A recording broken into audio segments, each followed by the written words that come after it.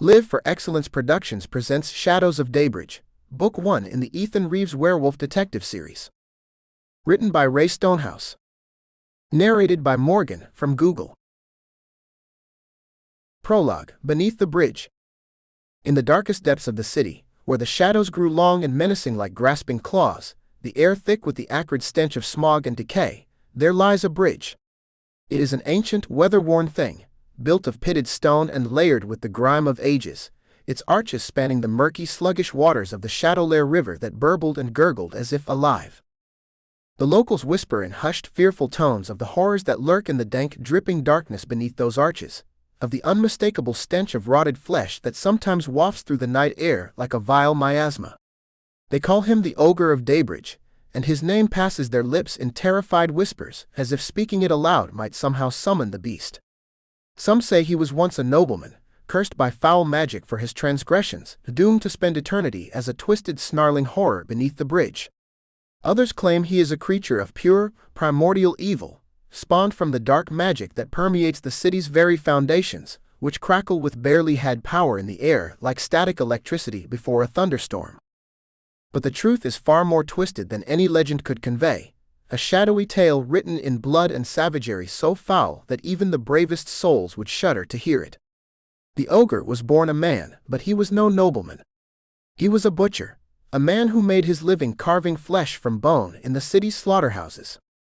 He was a brute of a man, with hands like hammers and a heart as cold as the steel of his blades.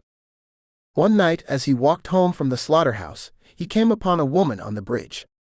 She was beautiful, with hair the color of raven's wings and eyes that glittered like stars. The butcher was entranced by her, and he called out to her, his voice rough and guttural. But the woman was no ordinary mortal. She was a witch, a practitioner of the dark arts, and she saw in the butcher a soul as black as her own. With a smile that was all teeth and malice, she beckoned him closer, and he went to her, his feet moving of their own accord. The witch spoke to him then, her voice a sibilant whisper that coiled around his mind like a serpent. She offered him power beyond his wildest dreams, the strength of 100 men and the ability to crush his enemies like insects beneath his feet. He had only to pledge his soul to her, to become her servant for all eternity. The butcher hesitated for only a moment before he agreed. With a cruel laugh, the witch laid her hand upon his brow, and the dark magic surged through him like a roaring inferno.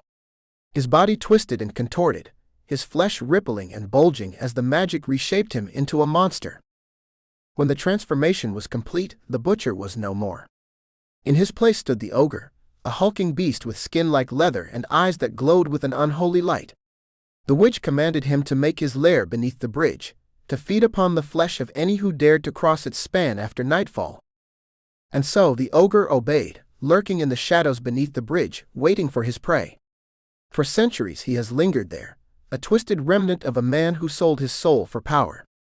The people of Daybridge fear him, to whisper his name as a warning to their children. But there are some who know the truth of the ogre's origin, who understand the dark magic that binds him to his lair. They seek to harness his power for their own ends, to use him as a weapon in the eternal struggle between good and evil.